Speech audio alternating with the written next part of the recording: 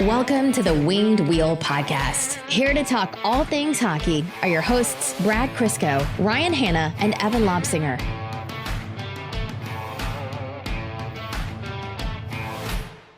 Rainy day. Jeez, that started coming down.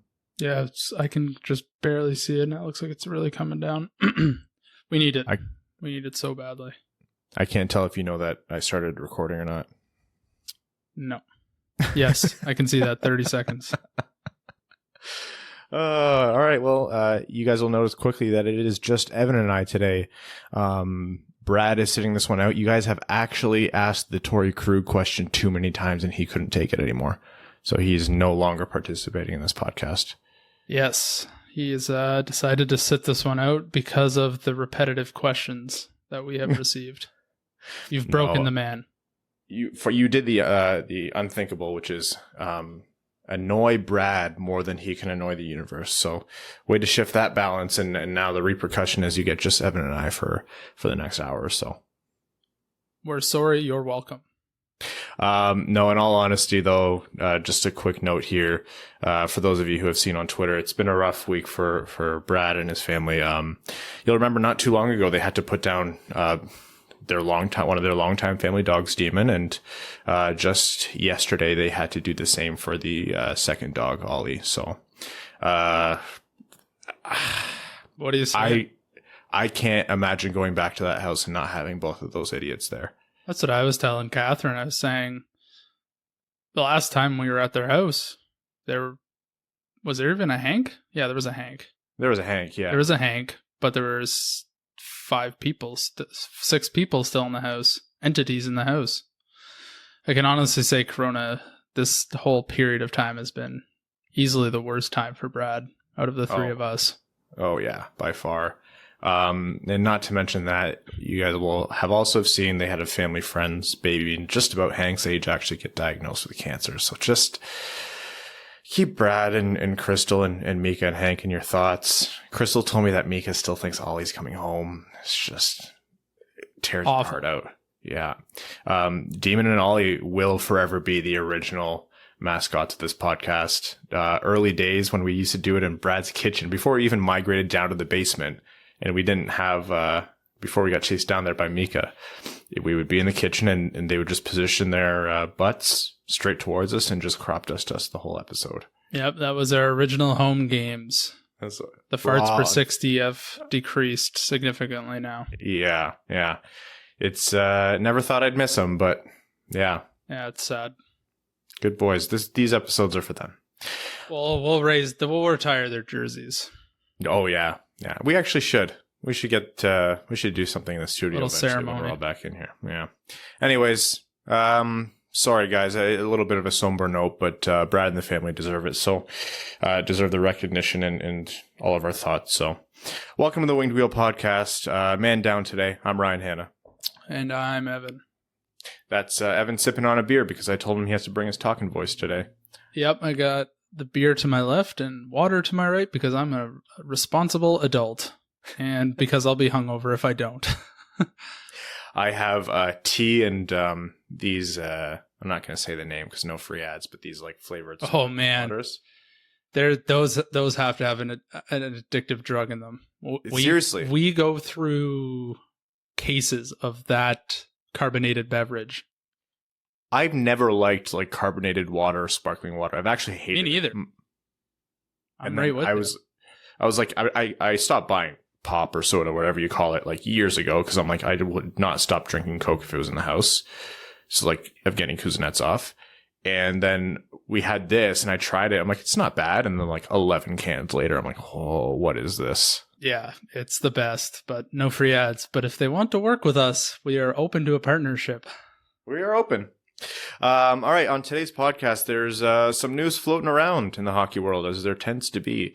We'll, of course, tackle normal return to play conversation. Awards nominees are slowly rolling out, so we'll have a conversation about that. And then today's NHL Draft prospect profile will take a little bit more of a different approach, as we're going to have a discussion on value at a pick and how much you can hold a GM accountable based on, how far off their move is. So that's obviously going to be a familiar conversation with Red Wings fans, considering what's happened last year in the draft and what might happen this year. And then, of course, we'll touch on some quick hits before heading into overtime. All right, return to play. So, teams are warming up and training camps are going, and I don't think they're in the bubble yet, but they're due to start, just over a couple of weeks here. So not too far off from actual, fingers crossed, actual hockey being played. Couple weeks at this point. Yeah, which is crazy. Seems quick. Seems very quick.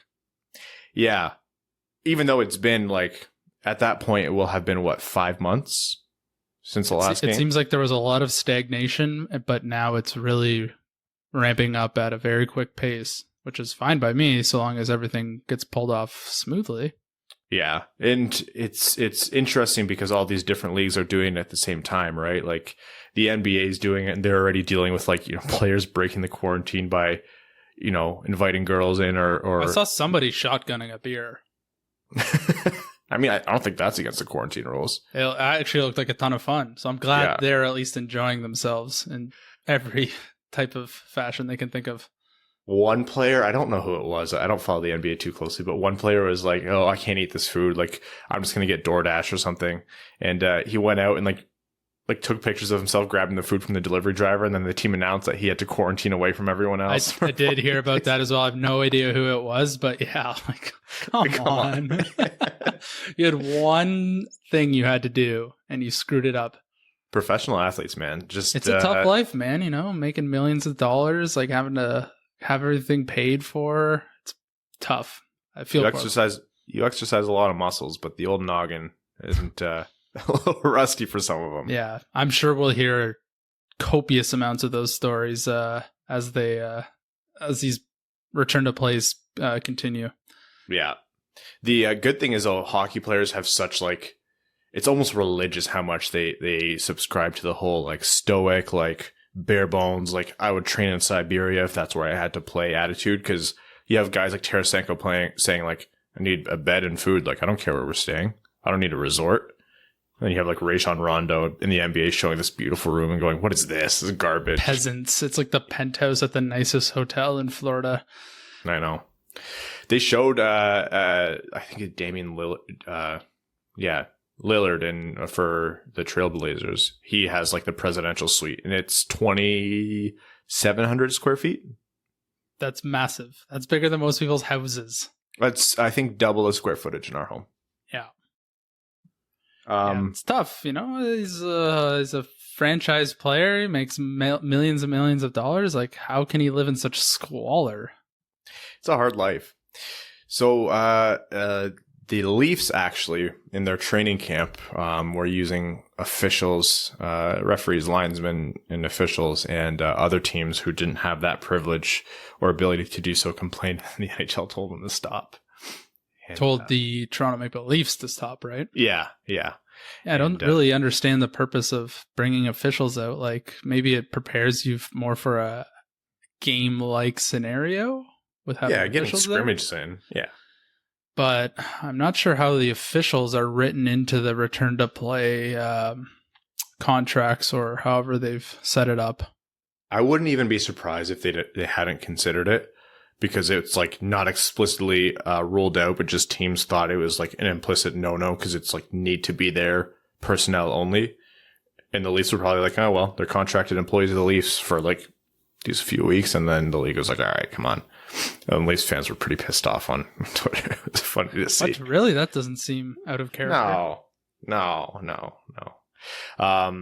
Yeah, I don't know. They have their exhibition games. Everyone's starting from the same point. I don't think it's having officials at your practice isn't going to move the needle. But if I'm a rival team, yeah, I'll be petty and complain. Who do they play? Columbus? Yeah. Maybe.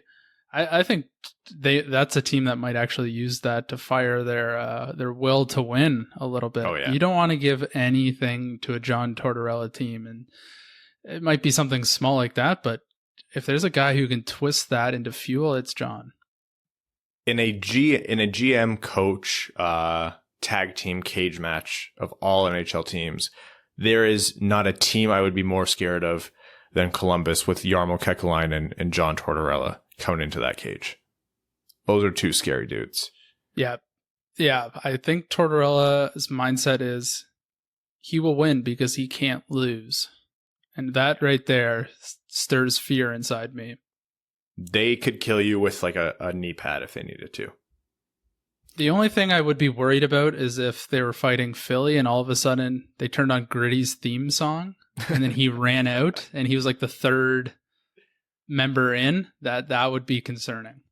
How far in terms of like 2020 craziness are we from like an actual report of Gritty being arrested for like something real? Like not like the that whole thing where feels they... so long ago that he allegedly assaulted a season ticket holder's son.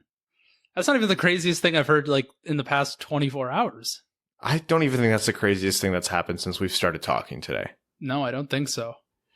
Someone mentioned some like huge new international news story and I was like, oh man, that already been like, that was like what, early 2019, and I looked it up and it was like February. It's like the Australian wildfires.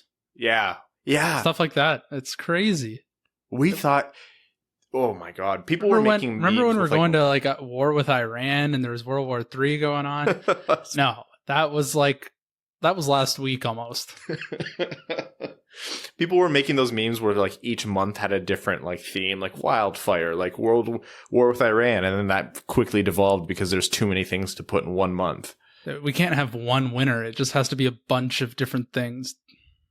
No. If we make it out of this hellscape, we might do a retrospective eventually. Speaking of weird stories, injury declarations in the whole return to play have become even more vague than hockey injury declarations usually are. They always talk about, lower body or upper body or like undisclosed or things like that. But now it's just unfit to play, unfit to participate. And that's the blanket rule to make sure that players who are diagnosed with COVID are protected. That's not just put out into the world. But now it's like you don't know anything that's happening. So Pasternak and Ondrej Kase right now missed practice today for the Bruins, for example. And they're unfit to play, but expected to be ready. Are they unfit to play because they have like a bruised shin or something? Or are they unfit to play because one of them has like a terrible virus? You just don't Brad know. Marchand licked them. Yeah, I mean. And gave them COVID. Yeah. Occupational hazard. It's unfortunate that that's the ruling they have to go with for a fan's perspective because it doesn't really give you much insight. Okay, he'll still be ready to go, or so-and-so's out long term. Okay, this will temper our expectations. But I can totally understand why they go with the method they're going with. It's to protect the players first, and I'm 100% on board with doing it that way. Yeah, might as well. Chicago, people are talking about like they're already joking about teams like trying to tank for the 1-8 shot at Lafreniere, right? I think Chicago already announced that Corey Crawford won't be used at all for their play-in series. And, not saying that we have any information that could be used to ascertain that that's like a tanking move, because you don't know. Like, that guy has a pretty rough injury history. I'm pretty sure it's concussions with Corey Crawford. Yeah. But if you're the GM of the Blackhawks and you're already down a starting goalie, and like you might have to use Malcolm Subban as a goalie in a playoff series, are you really that enthused to win? Just to have to win 16 more games? Yeah. And I think they also said there was no timetable for Corey Crawford's return. So that raises a lot of question marks in terms of how that's going to play out for Chicago, who, like you said, the next guy up is Malcolm Subban, and that is not a confident starting goalie.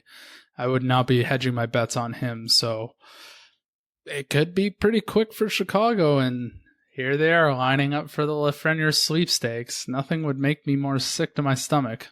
Oh, man. Who would you prefer, Chicago or Toronto?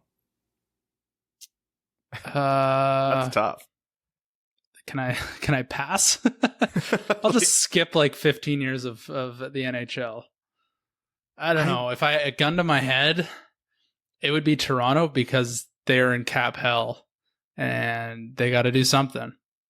It would force someone out eventually. At least one person. The thing is, like, there's certain play-in teams who are, like, by no means close at all to the playoffs, and I think now that they have a reasonable shot. the Rangers being a great example. That's a team that could be close. Florida was close to a playoff spot, and of course they would be competitive. The Blackhawks, no, like I just don't see them as a viable team that could go all the way. Like they would be among my lowest likely. You know, with everyone healthy and the stars aligning, like you can never doubt Duncan Keith, Patrick Kane, Jonathan Toews, and Kubalik, who was a Calder finalist this year, which we'll talk about later. Like everyone right now is on a level playing field with all this time off, so everybody's got a shot. But without your starting goalie and really not having a 1B type goalie in the waiting to start, Chicago's not in a great spot unless Malcolm Subban becomes the COVID goalie of everyone's dreams. I think Chicago's in a very, very bad spot to start the play-in playoffs, whatever we want to call them, whatever we're calling it now. I don't think Stan Bowman's too upset. No, I mean, you knew it really wasn't their year. Standings indicated all of that, and they've got some very interesting prospects coming through the system right now. So, if I was Stan Bowman, I'd be pretty happy about being in the Lafreniere sweepstakes. I think one bookie had the Blackhawks as like one of the favorites of all the play-in teams. Like they were near the highest, most likely to win it. And I was just like, whoever made those odds very clearly has no grasp on hockey. And I get it. You're right. Like you never discount Patty Kane. You never discount Jonathan Toews, who's all of a sudden playing like a superstar, like very Henrik Zetterberg-esque, like a really, really good star player during the season, but during the playoffs might turn it on and become the best player in the world. Dominic Kubalik, of course, can be on fire. And then, Malcolm Subban just strings together the best. He just has to be average, an average NHL goalie to give that team a shot. I don't know. The rest of the roster, like you have Keith and Seabrook there. I don't know. You never know with DeBrincat. He can always, provide some secondary scoring as well. But yeah, I mean, without your starting goalie and not having a 1B, you're SOL.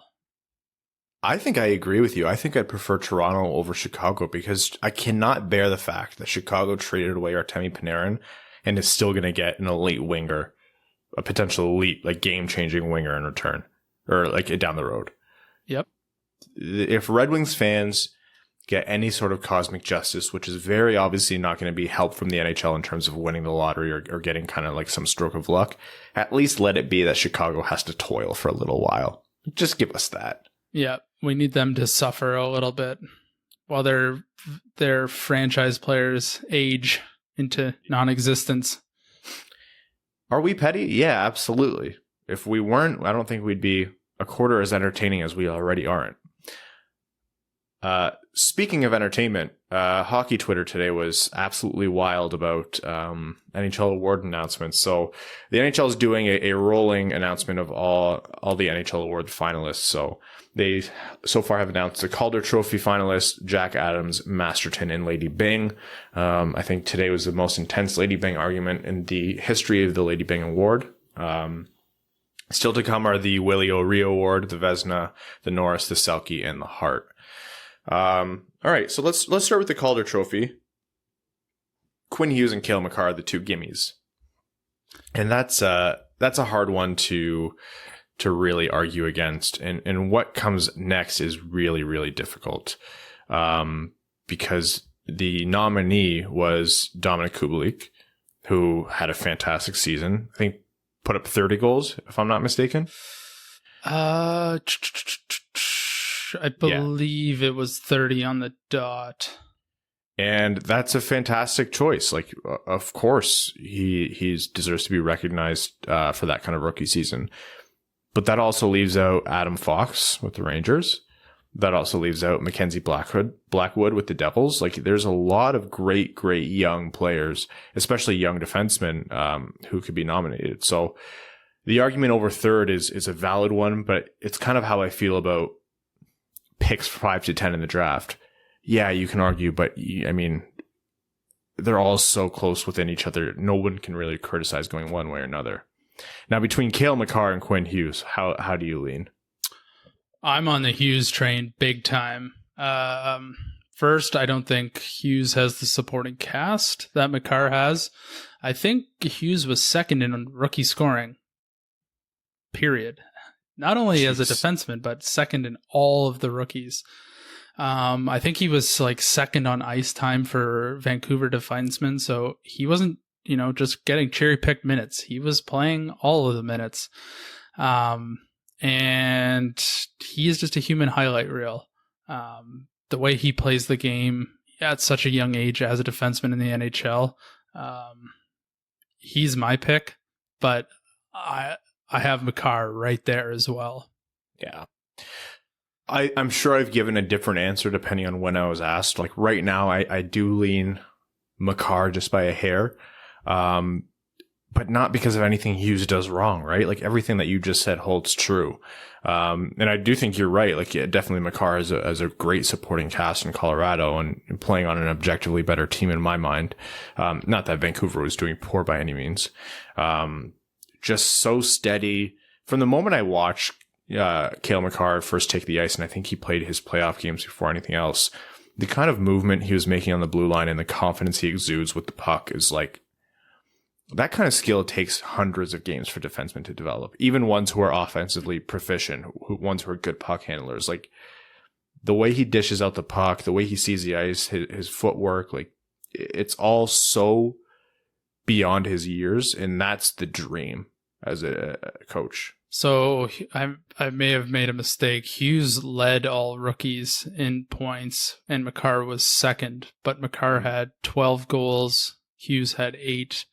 But Makar played less games, and he actually had a better points percentage, and it's disturbing. He averaged 0.88 points per game as a rookie defenseman. As a rookie defenseman. The only other two players to do that with 50-plus games played are Larry Murphy and Al McGinnis. So that is a very elite club. The case for both of those players is very, very strong, and I don't think there's a wrong winner in this case. No. The online battle is like heated. People are at each other's throats about it, but like how can you say one side is definitely wrong over the other? Yeah, right? Like both had incredible rookie seasons and both fan bases are correct. Yeah. Which isn't something I usually say about Canucks fans or Avalanche fans. If Hughes doesn't win this, some suburb of Vancouver is going to be up in flames. And Canucks Twitter is nuts. Like I see it pop up on my feed from time to time, and just like I think one time out of context I saw like a 4-page notes apology to like JD Burke, who we've had on the show and who we're going to have back on. And I sent it to JD. I was like, hey, with zero context, I think you guys deal with the absolute most batshit part of hockey Twitter. He's like, yeah, it's a ride, man. It's like, this is like a daily occurrence. It's like, what is going on? Next up that they announced were the Jack Adams finalists. That's Coach of the Year. So that's Bruce Cassidy, John Tortorella, and Alain Vigneault. Their honorable mention here probably goes to Mike Sullivan with the Penguins. I always scoff a little bit at recognizing coaches of Crosby and Malkin, but that's just me. There'll be a couple votes for Jeff Blashill as well. He had a really good year this year with his team. Oh man, I don't even want to start with that right now. I can't start with that. Low hanging fruit. It really is. I don't know. John Tortorella, did he win it last year? Who? Good question. Jack Adams, 2019 winner. Barry Trotz, that's what it was. It was Barry Trotz. Yeah, that should have known that one. We don't have the muscle memory like our third compadre. I know, it's different without Rayman here. We could have just asked him who won in 1976 and he would have given us the answers. It probably was Jack Adams. When Brad's on, it's so good because both of us have a chance to mute our mics and take a drink. Yeah. I can type and figure out what the hell we're talking about. I bet if we just like sent a quick messenger chat to Brad and said, hey, Brad, I bet you couldn't name who won the Jack Adams in 76. He'd answer quicker than when we're trying to plan out a podcast. Yes, absolutely. This one's tough for me. I really think Philadelphia didn't overachieve, but they're one of those teams that like reached their full potential this season in a lot of ways. And they haven't always done that. They've always had kind of a lot of talent that didn't always pan out, and then they lost that talent, and it's like then they drop back in standings. And this year was much different for them. But then again, what Tortorella is doing in Columbus, I always like to think of it as who can squeeze the most out of the talent that they have.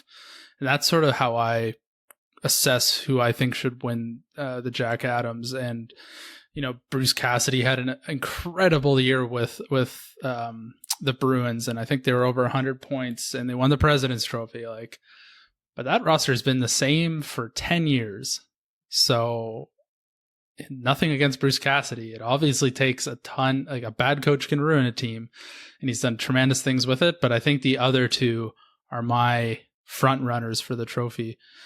So when I come back to, you know, squeezing out what you have out of your talent, there's nothing in Columbus.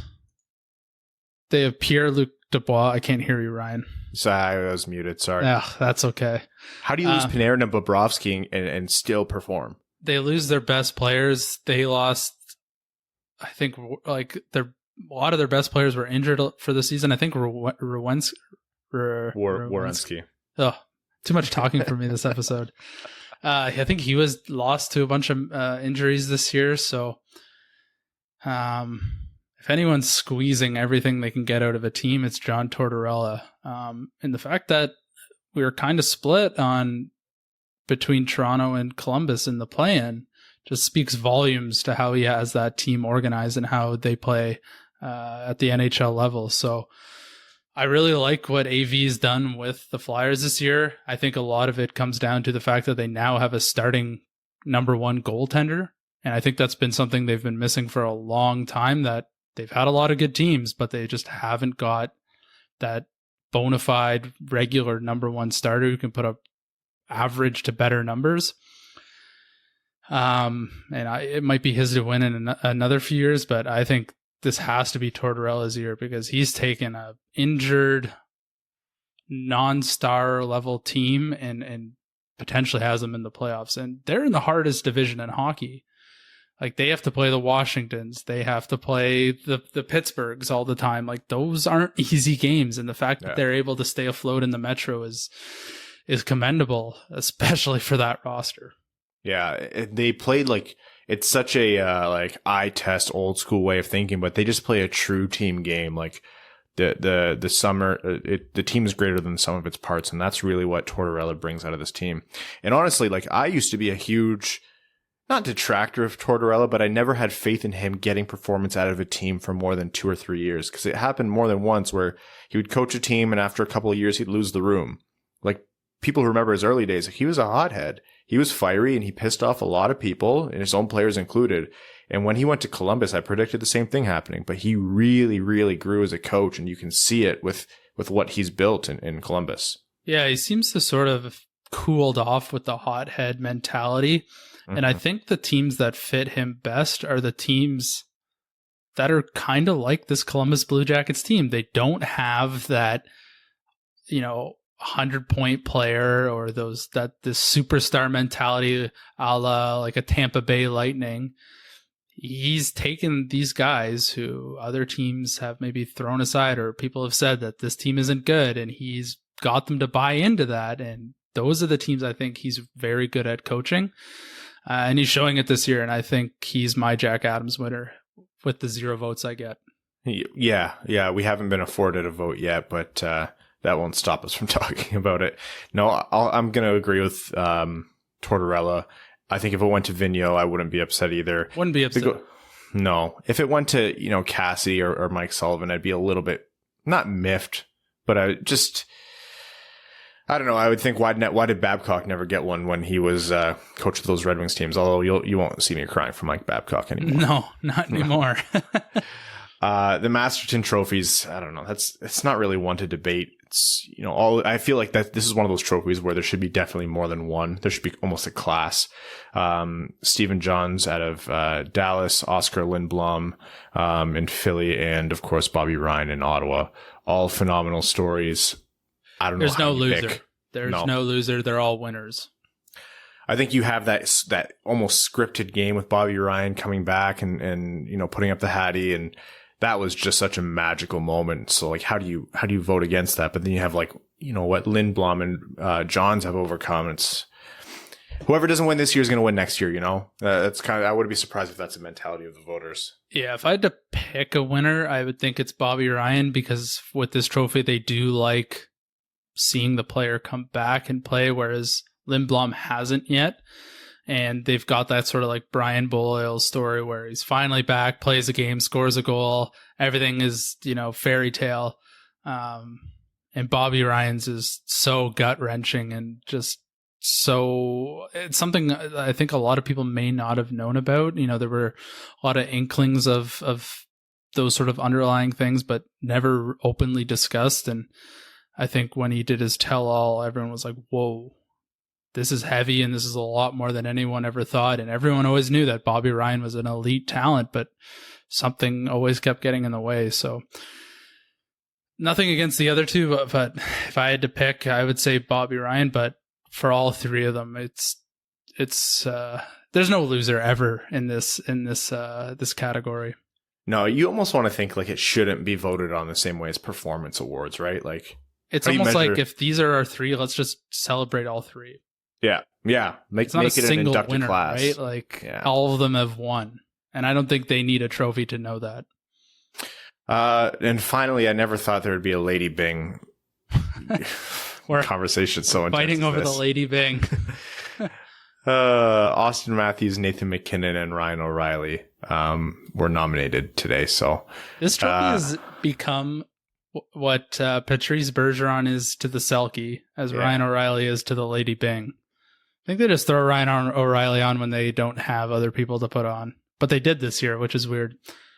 They award it to the most gentlemanly player, and like you wanted to decide what that means. Is that a player who exudes the most sportsmanship and class on the ice? Okay, that might not be a guy who scores more than like 8 points in a year, but it always said, Brad on Twitter today said it correctly. It's just turning into like the points minus penalty minutes award. And then there's obviously all the talk about, you know, Nathan McKinnon was the only one of those three who hasn't been arrested in the past. So far that we know of. We know, of course, the story of Austin Matthews in the offseason, and then Ryan O'Reilly will forever be mocked Drinky Winky style for driving his truck into the side of a Tim Hortons or a wall outside of a maybe Tim it Hortons. is Matthews' year to win it then, even though it was dismissed, but court of public opinion has already ruled him guilty. You know, I'm not even going to get into a discussion. Like, obviously what he did was stupid. And like, if you want to start arguing over whether players off ice conduct should be measured for honest awards, I mean, yeah, valid argument. Am I going to wade into those waters? No, absolutely not, because it's a Lady Bing and I don't care. Like, pretty much that's how the Lady Bing works. I think couple honorable mentions would be Teuvo Teravainen. I think he had like sub double digit penalty minutes while putting up 50, 60 points. Another sort of outside candidate I was thinking about when I looked these up was like a Ryan Suter. He plays like a bajillion minutes a game, and I think he only had like 12 penalty minutes, and he doesn't play this high tempo offensive style defenseman role. Like, he plays the nitty gritty, and to only have 12 minutes, that's quite impressive for his style of play. I've always thought that those, like that award should be so much more focused on defensemen who just eat minutes and are required to play like the heart and soul of defense on your team. Like, Ryan Suter is such a good example to bring up. Like you said, like, he plays tough minutes. He plays the grinding style of play. He's protecting his own zone. He doesn't play easy. Like, he's a tough guy to play against. He's a real bitch to play against, but he doesn't take penalties, and I'm sure any team would love a minute eater like him. And that's a hard thing to do. I played defense, and I like, you know, as I moved into more competitive levels of hockey, I had a hard time walking that line. It's an incredibly tough thing to do. Do you have to walk the line? Yeah, of course. Yeah, cheating is only what you get called for. But if I had the opportunity to whack a guy in the ankles while the ref wasn't looking, of course I would have done it. But still, to play effective defensive hockey, you're going to put yourself into situations where you're going to have to grab and hold, where you have to decide between a hook or let the guy blow past you. Like, you have to constantly be in the right position to make sure that you're not being forced into a situation where you might have to take a 2-minute minor. And even then, like, that's a tough thing to guarantee, because if you're playing against Connor McDavid, you're probably better off just whacking him across the hips with your stick. Yeah. So, yeah, it's another, hotly debated trophy, even though it's not really an important one. I would love to see more, all those things we just talked about brought into the mix, rather than just high points, low penalties. Because that's not really what it's all about, right? Like, there's time on ice. Some forwards may have a ton more offensive starts and be put into better positions where they don't have to take penalties. Like, if you get ozone starts, you probably won't take as many penalties as the guys who are getting those D-zone starts and not being put into the high offensive situations. So I don't know who's going to win this one. Does it matter? Not really. I don't care. You know what? Prashant brought this up on Twitter today too. And it's a great point, and one that it never miffed me, but it's kind of the reason I always just kind of like don't care about the award. Pavel Datsyuk won this award a lot, which is great, good. And I think that's incredibly well deserved, because he always led the league in takeaways and was rarely penalized for it, for the attempt. Nick Lidstrom won 4 Stanley Cups, 7 Norris trophies, a Conn Smythe, 12. He was a 12-time All-Star, 10-time NHL first All-Star team member. Never once won the Lady Byng, which is. If you want the epitome of like a guy who was always in the right position, so he never had to take the penalty, like possibly the classiest player to play in the modern era. You kind of just have to give him one just based on merit alone. Kind of like one of his later Conn Smythe, people argued, was done for that very reason, because he probably was robbed of one earlier in his career. So it's like the Lady Byng. If you ever didn't have an obvious choice, it just should have been Nicholas Lidstrom. Yeah. What did he have? 1 fighting major? And even then, it was barely a fight. I can't remember what it was. Yeah, so it's a bit of a lame duck trophy, but I don't know. I don't even know who to pick. I decide maybe Nathan MacKinnon, because to be a Hart Trophy candidate and, still be considered gentlemanly and not going over the edge, sure. All yours, Nathan MacKinnon. If Austin Matthews still has his mustache and wears the most ridiculous suit to the awards night, he has my vote. Yeah, all for that. All for the crazy suits. Anything besides the plain Jane stuff that we see. Did you see that people are wearing the pocket squares that come with their ties as face masks to like work pocket squares that come with their ties? I didn't know you could get pocket squares with ties. Yeah, some places do it, or okay. like they'll get a tie made up with material, and then they'll get a mask made up with the same material. That's far too high fashion for me. I don't just. Listen, I just said I haven't put actual chino pants on since like March, since there was snow on the ground. I was telling my boss the other day at work, I was like, my laundry has gone down so much because I don't wash pants anymore. I don't wear pants at home. I wear my collared shirts, of course, because I'm on, work calls. But I was like, I'm wearing shorts. I stood up. I was like, I'm definitely wearing gym shorts right now. Like, no chance I'm wearing a collared shirt and like slacks right now. Absolutely not. You never know when a pickup game of and one basketball is going to start, so you always got to be ready to ball. I was not a vertical athlete, man. No. It's not. No. Not a basketball guy. How tall are you? 6 feet? 6'1"? Right on the dot, yeah. Yeah. Me too. Just like Brad. Yeah. Brad's like that. Who's that rapper that's been all over the news? He just got arrested, but there's a video of him standing up from a chair and he got no taller. It was so funny. Must have had a booster seat. Yeah, seriously. Yeah, so probably by next week we'll be talking about next week around this time we'll be talking about Hart, Norris, Selke, nominees, Vezina as well. So that's that. I don't know. You can tell we're in the dead of summer right now, desperate for any content when people are screaming about the Lady Byng trophy. So did we talk about Ted Lindsay last week? No. Who were the nominees for that? Draisaitl, McKinnon, and Panarin. Oh, that's right. Yeah. I mean, that makes sense. That's great. That's a great 3 to pick. People are going to say Connor McDavid should be there, but he missed a lot of games due to injuries. So, yeah, this is Draisaitl's team this year. So if they put Connor McDavid and Draisaitl, I think it's a very strong slate against Leon's season. Yeah, a lot of people are saying that Panarin really isn't getting the recognition he deserves, and that's probably true in my mind. I've seen a ton of arguments for either Panarin or McKinnon, and pinning Draisaitl as the third of those 3. I've talked to people who think Connor Hellebuyck deserves a lot more, like MVP, either by writers, GMs, or whichever version of the award. Connor Hellebuyck deserves more recognition. It's a very crammed top end of the league this year, and I think that's a good thing. Yeah. This one's voted on by the players, so yeah, it doesn't necessarily mean who was most. It's not the Hart Trophy. It's who they think is the best player. So it might be a little bit more tight than people think it would be. Everyone's like, it's McKinnon because he led his team with 43 more points than the second most second player, and Leon Draisaitl carried the Oilers while McDavid was gone.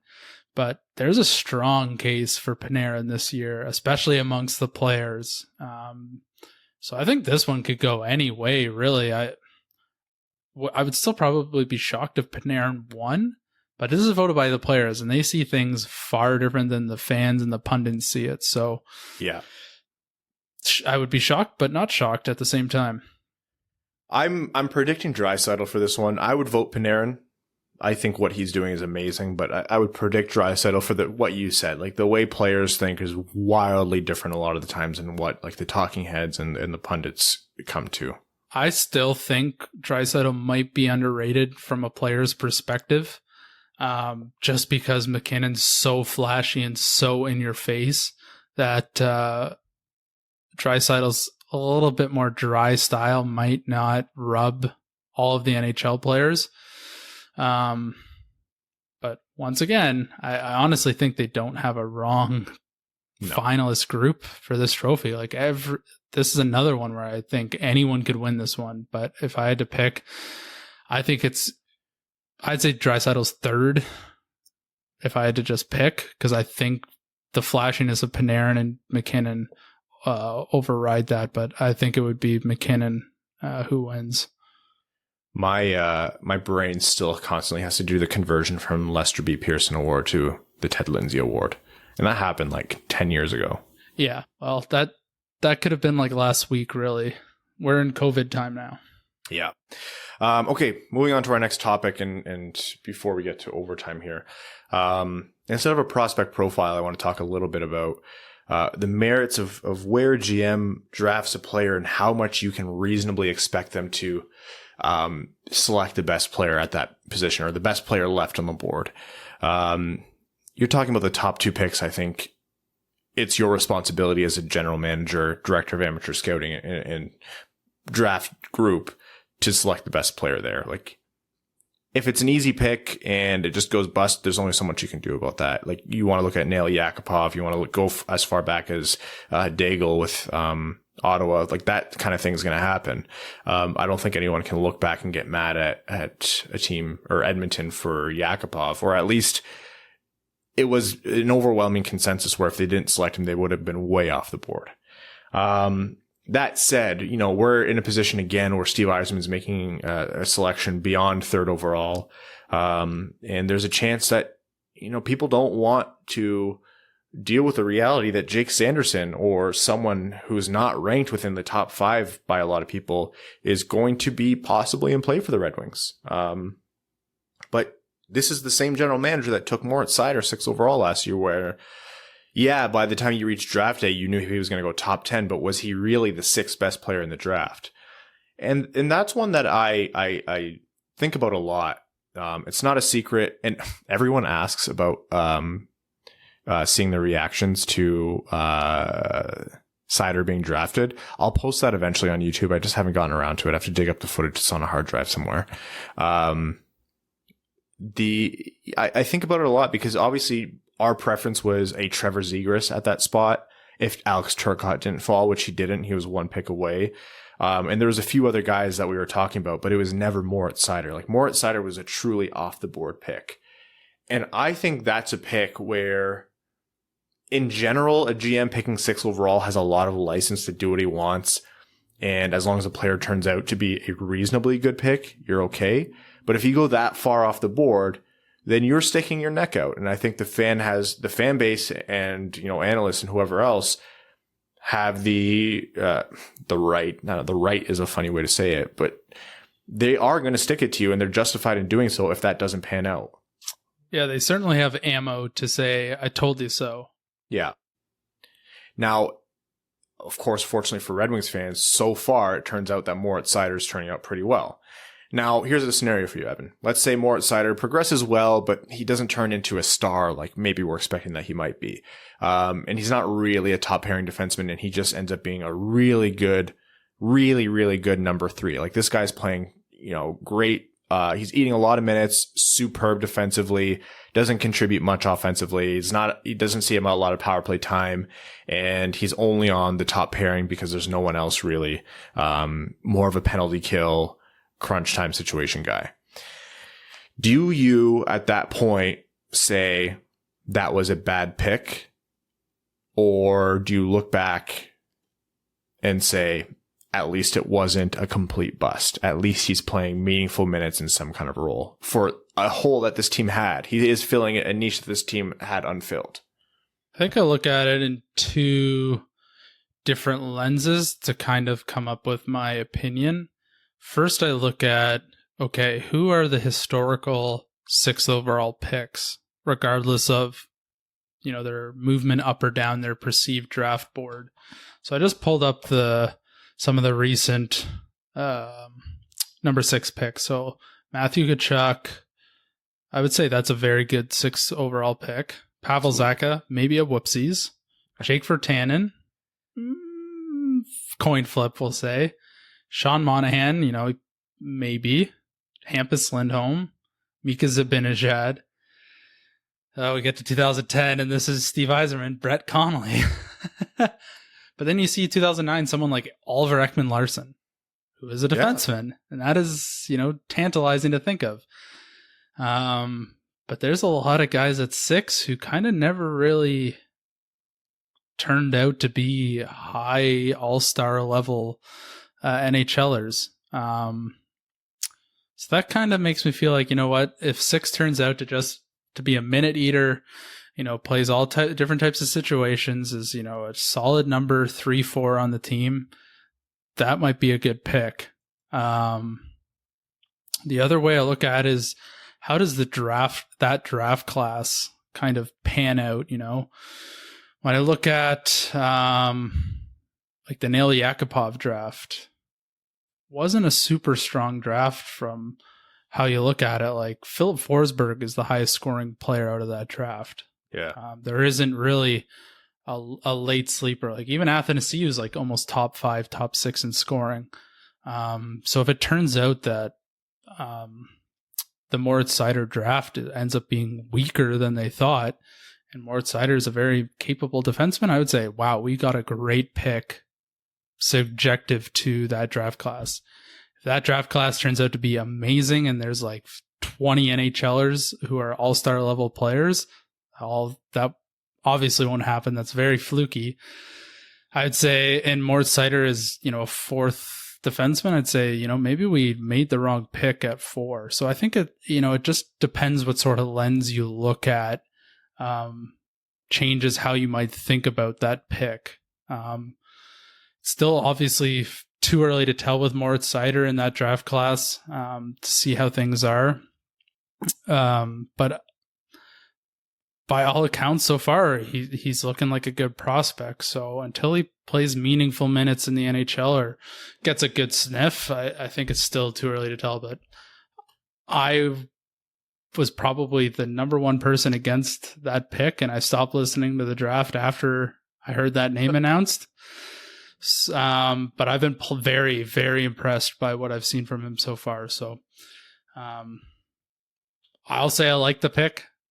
I think this year going off the board is a very risky play because of how strong the top 10 is and how certain I think the top 10 is.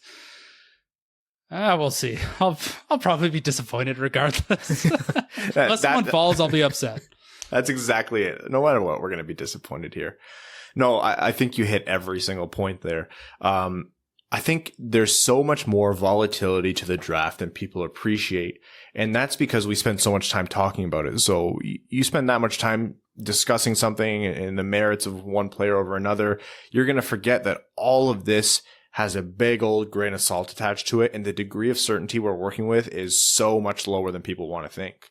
Like, not everyone has the amount of certainty that Lafreniere does. The reality is nobody does. Even Quinton Byfield is technically a risk if you draft him second overall. That's second. You get down to sixth, the amount of risk jumps up in my mind very, very steeply. It's almost exponential. So yeah, I mean, you put any draft in a vacuum, you remove the strength of the draft. It is unreasonable to think that the sixth best player is always going to be picked sixth overall. It's actually probably almost never that's the case. And so people forget that we're dealing with 18-year-old kids. Yeah. You know, if we did the draft when players how old are players when they enter the NFL draft? I don't know. NFL's they like mid-20, like early to mid-20s. Yeah. So they have not only physically matured, but they have emotionally matured as well. Whereas the NHL is very much dealing with very young adults who haven't fully matured in both those ways. So a lot of things can change, even from 18 to, let's say, 22. Like, think of the amount of times we've said, this guy has all the tools, great mind, he just needs to fill out his frame. I mean, that's his body. Like, that's your body developing. How do you control? Like, you can control that, but a lot of times you're just not going to do it. You're going to be lanky forever. Yeah, you know, there might be a guy who we're like, oh, he's 6 feet tall, he's only 170 pounds, but he can light the world on fire. All he needs to do is add 15 pounds. Well, not everyone's body can do that.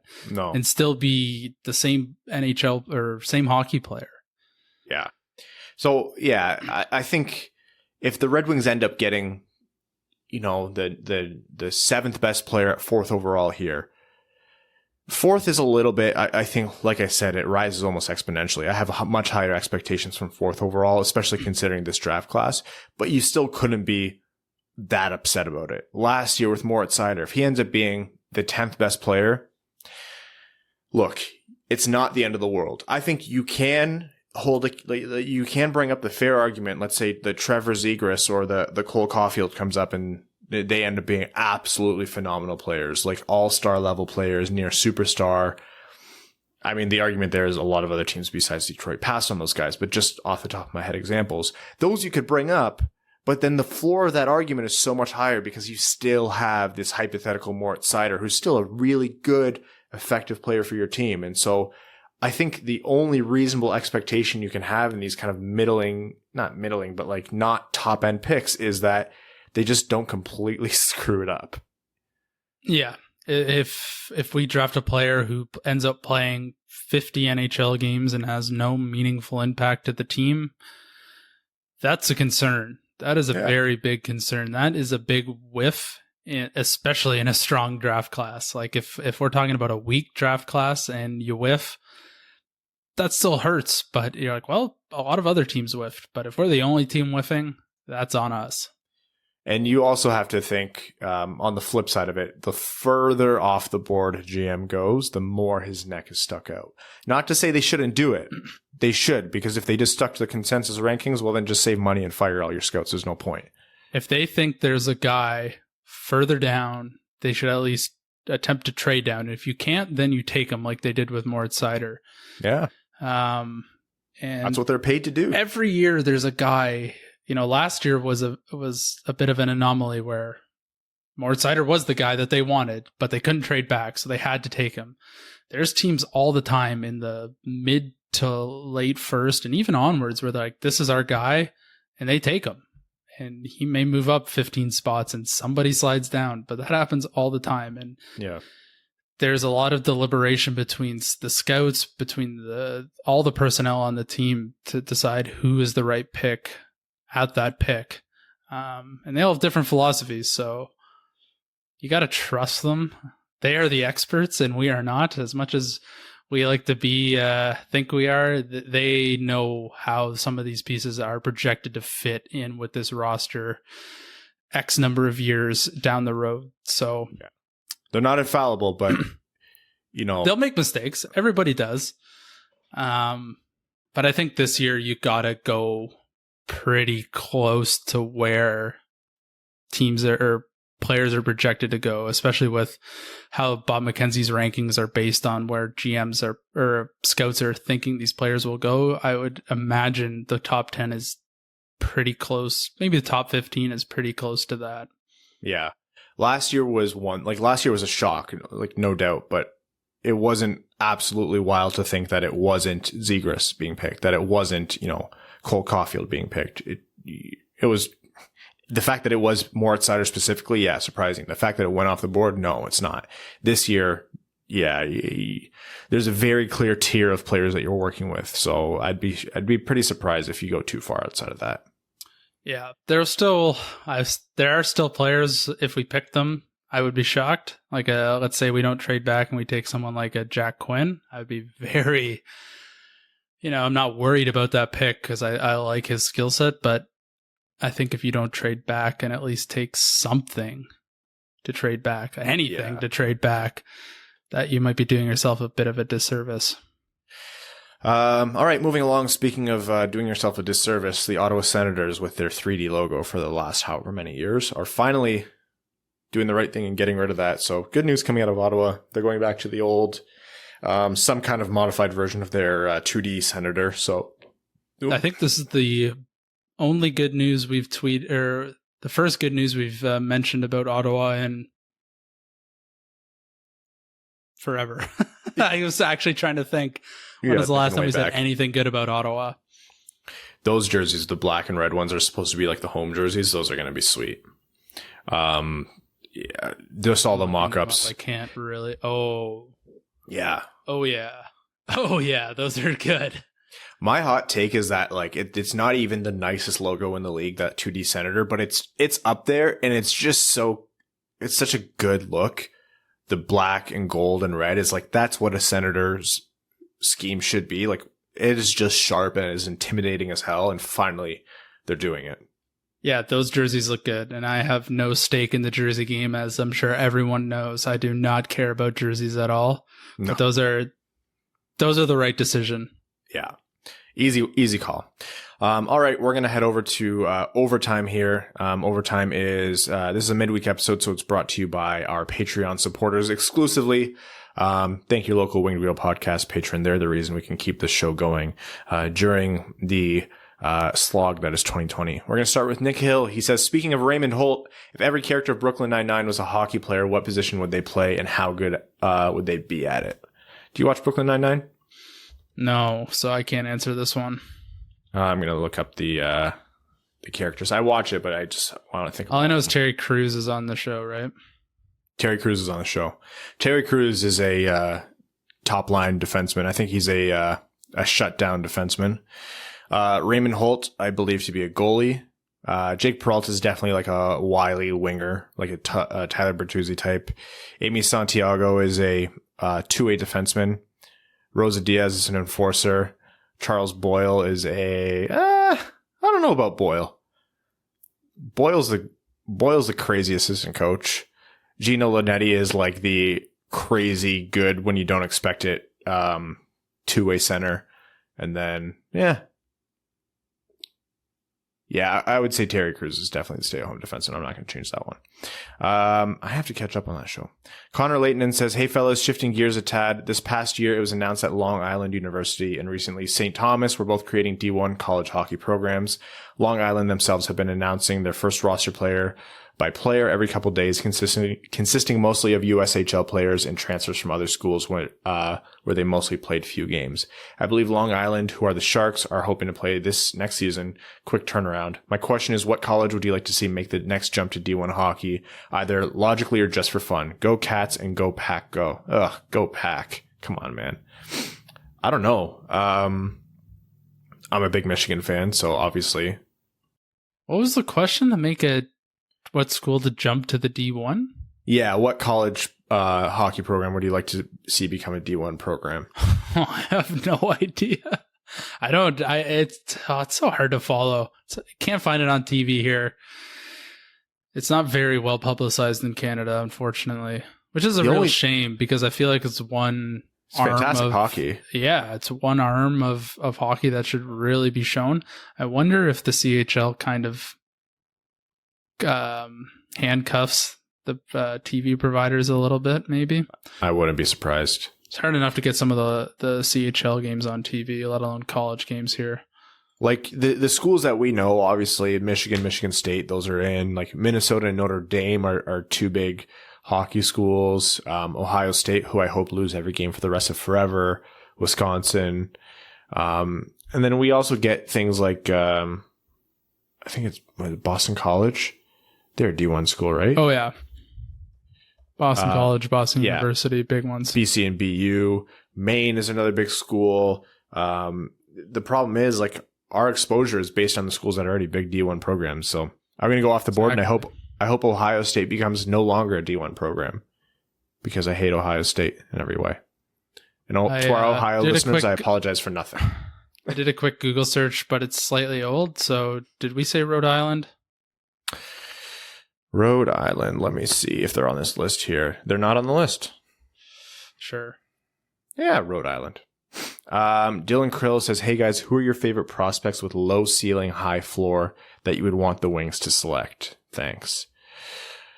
That's a really great question. Low ceiling, high floor. Jake Sanderson. Yeah, I was going to say, like, Sanderson's the embodiment of that, right? I don't want the Red Wings to select him. And I don't want low ceiling, high floor with the later picks. I guess the answer is I don't want low ceiling, high floor ever. I don't know if that's really if you're talking about a guy who could slip to the second round. Low ceiling, high floor. Ryan O'Rourke, maybe? Would he qualify? This is such a Brad question. It is a Brad question. I don't know. I don't really consider players with low ceiling to be worthwhile of a pick. Yeah, how I attest that to is basically means who's a safe pick. Yeah, a team in this state can't pick safe picks. Safe means not great, but they'll play NHL minutes. There could be any multitude of prospects that fit that. Alexi Lafreniere could be that, for example. He could have a super high floor and just he could be a 20-goal scorer his entire career. I'd be shocked, but yeah, no, it holds true. You never know.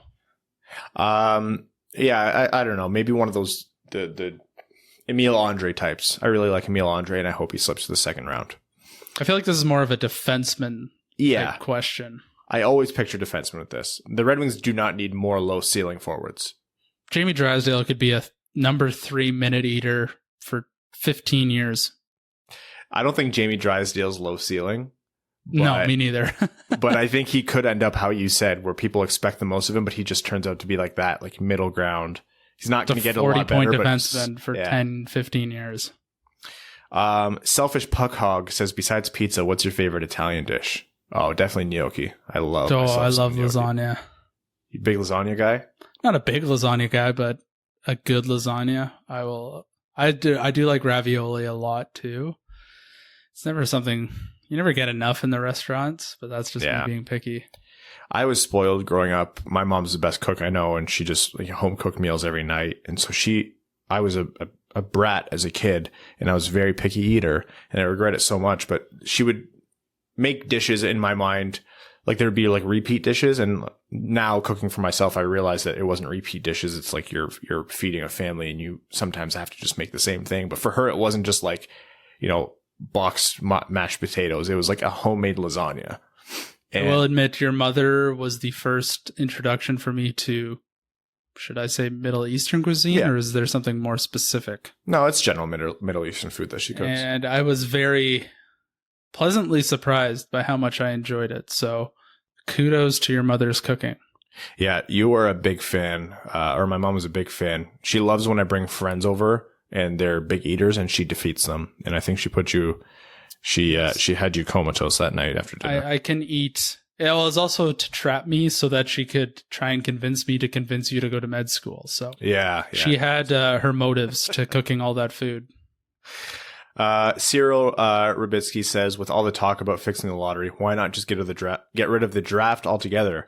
Increase the cap to cover the cost of all signed players at both the NHL and minor levels, with players becoming free agents at the point they would normally be draft eligible.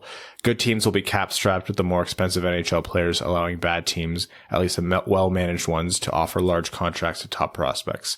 This kills two birds with one stone, as it will increase the pay of young players without requiring them to wait 7+ years to cash in on their talent. The main argument against this, I imagine, would be that hockey-rich markets might have an easier time attracting local talent. However, we don't really see this often at the NHL level with UFAs, and I'm not sure it'd be that different with prospects. It could be a challenge logistically, and the players' union would never go for it, but it's an interesting thought experiment, and in my mind, a more fair system for the players. I mean, yeah, you'd get to pick exactly where you want to go, and we see time and time again, players are like, who get drafted say, once I'm done this deal, I'm moving west, like Travis Hamonic, for example. But I think there's a larger con than there are pros to it. I do think we would see parity disappear, and we would see teams like Las Vegas or teams like New York, the nice places to live, and who have the big bankrolls would take a huge advantage of this. I think it would take such a perfect manipulation of the cap to create that idea. Because I think, in a perfect universe, like you described, Cyril, like I think that would work. But I just struggle to find the NHL perfectly balancing where that cap should be to completely create that vacuum of parity. I think it's the moment the scales tip, they'll tip heavily. And also, in a way, players play in the NHL after so many years, and a lot of them, I mean, they do not what John Tavares did, but they do the opposite, where they no longer are so emotionally attached to the teams they grew up rooting for, and their opinion of teams change. And I don't know. I have a hard time getting behind that one, but I can't seriously discount the merits of, in an ideal situation, creating that perfect cap and balance. Would it work? Yeah. I like the draft personally. And the teams that are, we'll say, undesirables will have to throw a lot more money at free agents to get them to go there. And that screws them up cap-wise. Like, no offense to Detroit, but we'd have to probably pay, us in Winnipeg would have to pay a lot more to get players to come there, unless we built up a farm system, or like, we have players now that we can win with. Yeah. But that could be seen as an advantage. It forces teams to bring up their development programs to attract better players. It could also bring players in because they know they'll play in the NHL more immediately. I still think it's a bad idea, but it's definitely an interesting thought. Maybe we can do it for 5 years. Drunky the Dwarf says, do you think Lidstrom would have been as great as he was looking back if Vlad didn't get hurt? Looking back, one of the points that was brought up was Vlad was going to most likely win the Norris at least once, and that would have lessened the impact of both their careers. We're talking about the second best defenseman of all time. Where would Lidstrom be if Vlad had won 2 Norris trophies, but they won 1 more cup? Would he still be a top 10 defenseman, but maybe not second best? I don't think it didn't take long for the team to realize who they had in Nicholas Lidstrom. I mean, I think Doug McLean said it in the interview. Like, they knew really early on that Lidstrom was something special. So I wouldn't say, I think he might have won fewer Norrises, but he was always, for the most of Lidstrom's career, they always got him a good supporting cast of defensemen, a halfway decent number 2 to play with. So I don't know. I think you would still find Lidstrom going into the one of the top defensemen of all time. And I think right now, like Red Wings fans who watched him, the reason they're putting him at second best defenseman of all time isn't because of the Norris trophies. It's because they watched him on the ice. There's Norris trophies I think he should have won. And there's Norris trophies where I think he was fortunate to win. He didn't win one till he was after 30, which is generally the twilight of most players' careers. So you think if he had Vlad earlier in his career, he may have gone down as one of the best defensemen of all time because he would have had a consistent all-star playing partner. Yeah. I don't know. I have a hard time saying Lidstrom would have been considered any worse. I think there might have been an impact on the amount of individual awards Lidstrom would have won, but that's hard. He wrote his own history for sure. Yeah. Your supporting cast certainly helped, but I don't think we should take anything away from Nick's personal achievements. And then Drunky the Dwarf asked about the Sorokin deal because it was a $700,000 signing for this year, and then announced a $2 million extension for next year. Kind of confusing. So could we clear that up? I'm also confused by that. I was hoping Brad would be able to untangle that from my brain. Yeah, it's funny because a prorated contract based on like this season is funny. I think that's just to get the deal signed. We are actually going to do a larger topic about like these like Sorokin, the Kaprizovs, those guys in and probably the next episode by the time that's all sorted out. But yeah, pretty confusing topic, so I don't blame you at all for that one. Garrett TV says, Guten Tag, hockey amigos. What are you doing these days to maintain sanity in the remote and distance world? I'm running out of ideas and continuously refreshing the internet is freaking unhealthy. For the sake of silencing Evan, let's assuming golf isn't an option. Keep crushing the net, boys, and get them pucks in deep there, eh? Let's go Red Wings. I'm not good at it. You know what I thought the other day? I was like, I don't understand why weight is staying on so much more easily. And I was like, I'm not eating as much as I used to because I'm too tired of cooking all the time. And then I was like, my basal metabolic rate is just so low right now. So you don't move. You don't go anywhere. I don't walk from the parking lot to my office anymore. I'm just a slug. I go from my bedroom to my office and then occasionally to the golf course. The moment I kick this cough, I'm going to start going on runs, I think, and I hate cardio. Hey, gyms are opening tomorrow. Yeah, you're going to have a hard time finding me at a gym right now. Yeah, same. Michael Barry says, with the announcement that European draft prospects can't play in Europe and then play in the NHL in the same season, how do you feel about that? I personally like this if they draft Raymond so they don't burn a year of his ELC. P.S. You guys should do an episode on contracts the Wings should go after. Yes, that is definitely happening in the future.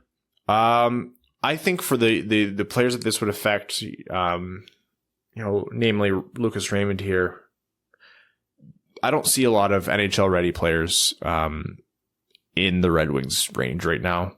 I wouldn't have wanted that player to be up on the team next year. I don't think that would have been the best course for their development. So, if they draft Lucas Raymond and he continues to play in the SHL for a year, that's great.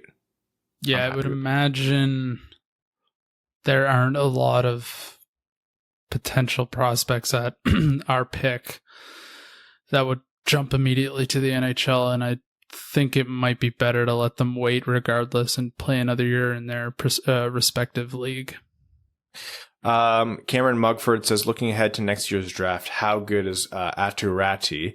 Where would he be projected compared to some of the recent first overall picks, and who are a couple of the other names at the top of the draft to start paying attention to?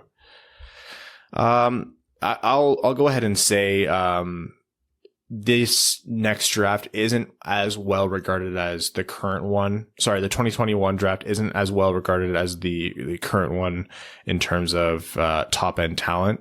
You don't see the kind of, this guy would be first overall or second overall in another year as far down. Aturati has been compared a lot to someone like Nico Hischier when New Jersey drafted him. By no means a bad player. I think a fantastic player and often overlooked, but that's kind of where he's being looked at right now. That being said, a lot can change. High floor, low ceiling. You could make that argument. Would I definitely say that? No. So much can change in a year, and so many times we think one draft is going to be amazing, and 5 years down the road we go, oh man, that was a lot of duds when there shouldn't have been, and 2020 is no exclusion. I'd probably put Ratty third, fourth this year in terms of where he's projected right now, but by no means can you say that definitively. There's a lot of other players to look at there. Owen Power is a defenseman that comes to mind. 6'4", I think over 200 pounds. Like, that's a guy where it's a pretty defense heavy draft where there's a lot of high end defensemen available. So whenever, people talk about, do you draft a defenseman this year? Do you take a risk with Drysdale if you don't necessarily think he's going to be number one overall defenseman? Maybe not. You have guys like Brant Clark, you have Luke Hughes, you have Carson Lambos. Those are all guys, Owen Power, like those are all top end defensemen that you could possibly pick up for your team. That's why I'm pretty excited for the Red Wings to hopefully take it forward this year. And then next year, there's a ton of premier defensemen available to them. Yes, I think this is the forward draft. Birthday Boy Trev says, someone asked about Brooklyn Nine-Nine. That got me thinking. If the cast of Brooklyn Nine-Nine, The Office, Parks and Rec, and Tacoma FD were all in a best of 5, not a playoff play-in, play-out, play upside-down series, who would win?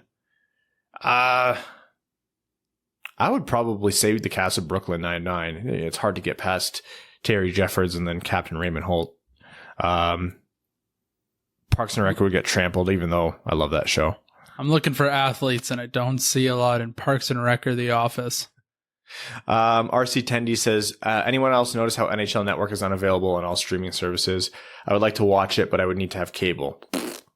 And he asked me to make that fart noise, so you're welcome. Everett Johnson says, hey friends, I've been playing around with Evolving Hockey's contract projection tool to do some of my own possible future roster / cap projections, and I thought I would use some of what I found to play a fun game. Simply reply with would or would not. Evgeny Svechnikov 1 year at $817,000. Would. Adam Ernie 1 year at $825,000. Would. Yes. Yeah, I mean, depends on if you need to find a roster spot, then you bump him out, but would. He's a great defensive player. Taro Hirose 1 year at $854,000. Yeah. Would. Dmytro Timashov 2 years at $962,000. Yes. Would. Brendan Perlini 2 years at $1.226. I would. I'll say would not. Maybe Blashill could, give him extended periods of time with some non-potato players. Maybe keep him on the second power play. I think there's still some untapped potential. Not a lot, but I think there's more than what he showed this year. If he can do that, then yeah. But it wouldn't have to be. I would need to see the depth scoring. We're arguing over $1.2 million. Yeah, that's true. Madison Bowie 2 years at $1.786. Where's Brad when you need him? What was the number? Sorry, 1.786 for 2 years. Or sure, per would. With his offensive production, if he can keep that up, then I'll give a begrudging would. But it's begrudging and no longer than 2 years. Robbie Fabry 2 years at $2.245. Yeah. Double would. Tyler Bertuzzi 4 years at $4.964. Would. Anthony Mantha at 6 years, essentially 6 years at $7 million. Would. Yep. Yeah, I would take that risk on Anthony. I will admit the pattern I'm seeing is all these dollar amounts are far too low. Torrey Krug at 5 years at $7.35. No. Would not. I wouldn't based on this team. Oh, yeah. I would take that contract with Torrey Krug if our team was anywhere close to competing to win. But not this team. If there, even on this team, if there are better ways to use the cap in terms of leveraging other bad contracts from teams to get better assets in terms of prospects and picks, if that doesn't exist, then yeah, go for it. But it's kind of hard to predict that. I would say would not. But for the people who are saying like, yeah, you need exciting players, I'm not going to argue with you. We have exciting players. Jake Sanderson 3 years at $925. Because of the context, would not. We traded down and got another first round pick. Would. Goes on to say, I love you boys. Thanks for making Thursdays and Sundays something to look forward to. P.S. I went ahead and added all the above contracts to the Red Wings books using Armchair GM on cap friendly. And even with the flat cap, the Wings would still have roughly $16 million in cap space to find a goalie and take on a bad contract for an asset. Oh, wait, that's a good argument for Torrey Krug then. Yako Ruta says, have you talked at all about all the play-in series yet? I can't remember, and neither can you, admit it. So do them again, or not. Who knows what happens in those series. Yeah, we'll be doing a full review of each series, even the ones that we've talked about, and hopefully get some guests on to talk about it as well. Kyle Wasserberger says, hello, friends. I was shocked and a little disappointed that all the Brockbuster talk recently did not result in one Brockbuster trade pun. On that note, who is your groan-worthy pun/joke? Oh, man. I'm surprised we didn't make that. I'm surprised Brad didn't make that joke. That's usually... He may have, and we just ignored him. Who's your groan-worthy pun? I don't know. What's a stupid pun that we make every time? I can never think of puns when I get put on the spot. No, me either. I'm not funny. This is a Brad moment. While you look that up, Vincent Saladino says, I recently went back and listened to your interview with Ricard Gronberg, and it made me start to think about coaching again. While we do have Blashill next season, unless he gets fired partway through, who do you think would be a good target for coaching this season after? And what traits in a coach do you think are the most important to get our team out of this hole? P.S. Keep up the good work, boys. Look back at our Jack Adams talk. I think that holds true. What this team needs right now is a coach who can squeeze the absolute most out of a roster that's not necessarily studded with superstars. I don't think it's two perfectly separate circles, coaches who can coach star-studded teams and coaches who have to get the most out of their teams. I think there's a big overlap. I'm looking for...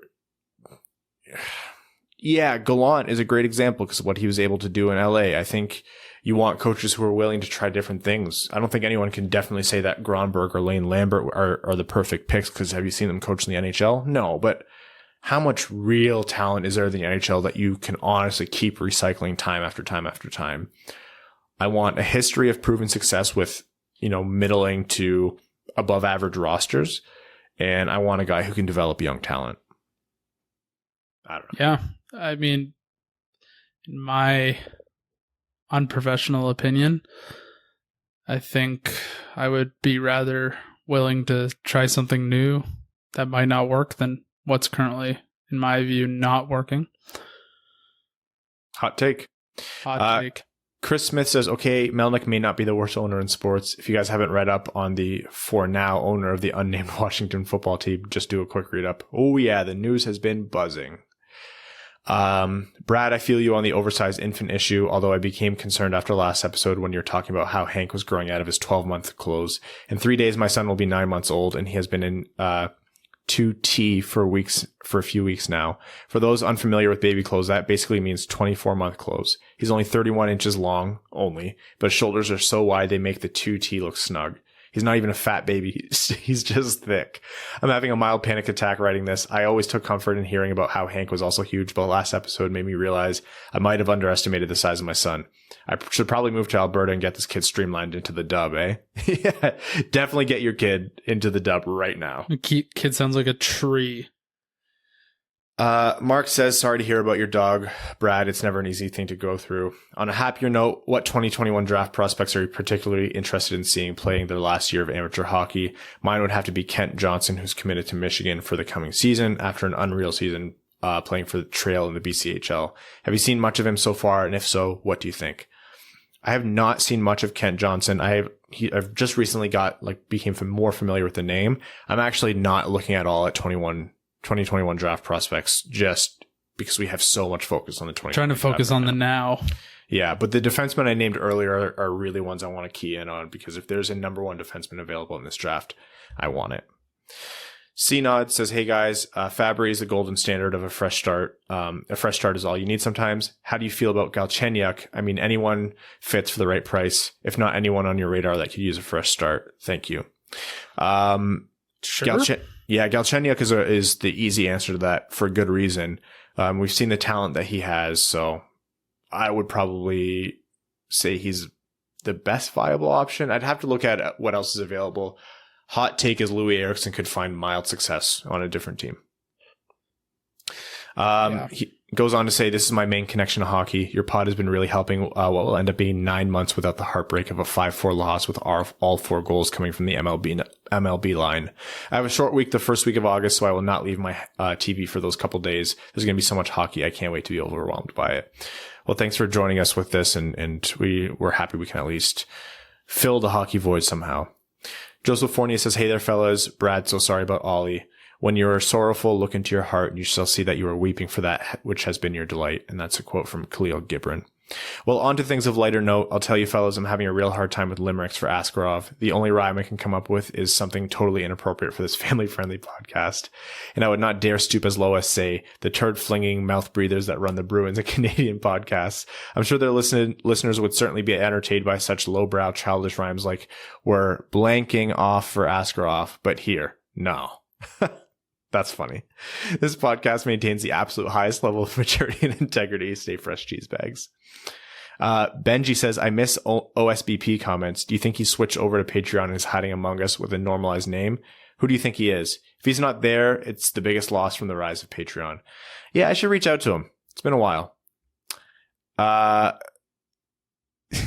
Censored again. Oh, this is Rowan. Censored again says, well. If it isn't Mr. Censorship himself, Kim Rai-on, who cut off my comment last episode again. This is clearly targeted, and I can only assume boils down to some sort of inadequacy you feel towards me. It's pretty sad, but makes me feel less bad about that 1-star review on iTunes, which is more than generous given the circumstances, as I am not the only one you've oppressed. It would be wise to remember where your funding comes from and maybe, just maybe, treat those people with a modicum of respect. Your weak apology will be not be enough this time. Since you've probably talked about the Lady Bing farce, Euro contract situation, and return to play again, we need to ask the hard-hitting question. Is Golf Guy actually cake? Oi, Golf Guy. Heater, driver, birdie. Okay, he's back. Dude, go grab a sharp knife and slice down your arm to prove you are real and not just cake. Do it, you coward. I pay my Patreon bucks, so I own you. Did you see the video from Gritty's Twitter today? Yeah, that's funny. Gritty's the greatest mascot of all time, I think. He really is. He really ascended really quickly. And I do believe there's probably a 13% probability that Evan is cake. Jersey time. Rank the NHL teams from Canada current home away jersey. Alts are not in play. Oh, hold on. Let me pull this up. Yeah. Go to NHLUniforms.com. Evan, that's the way I always do it. NHL Uniforms. No free ads. Okay, who do we have? Calgary's. We're not looking at their alternates. Edmonton, Montreal,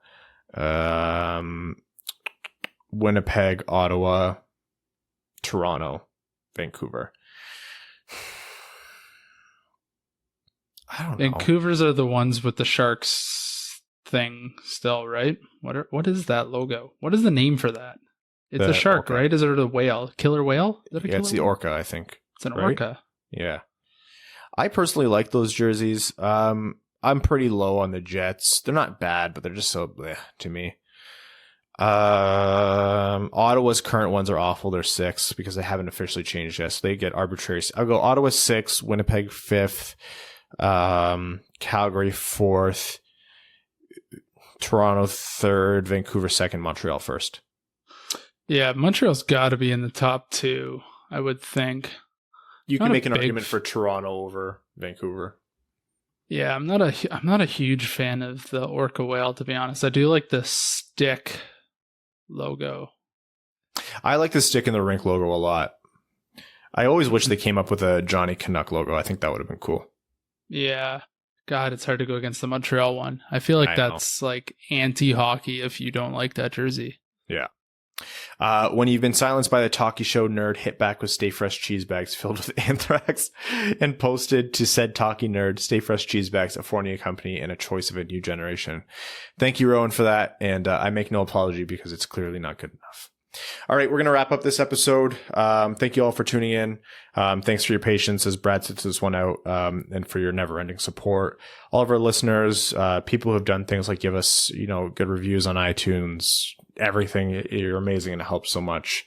Our name level sponsors, the septic tank of that bitch, Carol Baskins, Greach, Jeremiah Dobo, Jake Kiefer, Drunky the Dwarf, Brad Smith, Andrew Bohan, Scott Martin, Jacob Turner, Matt McKay, Brandon M., Matthew M. Rice, Luke Johnson, Clayton Van Dyken, Kalen Wood, Hassam Al-Qassem, Arjun Shankar, Charlie Elkins, Hannah Lee, Birthday Boy Trev, Chris Ripley, Alex Ott, Ashley Van Conant, Chris Frank, Connor Leighton, Danny Jr., Matthew Keeler, Simon Anderson, Antonio Gracias, John Evans, K. Waz, Stan Olson. Thank you all so much, and we will be back on Sunday. Thanks for tuning in to the Winged Wheel Podcast. Be sure to check out wingedwheelpodcast.com, where you can subscribe to the show on iTunes, Spotify, or wherever you get your podcasts. You'll also find links to other ways to support the show, such as Patreon, official podcast apparel, and more. And don't forget to follow the show on Twitter at Winged Wheel Pod. And of course, the hosts at Brad Crisco, at Ryan Hanna WWP, and at Hockey Town Evan.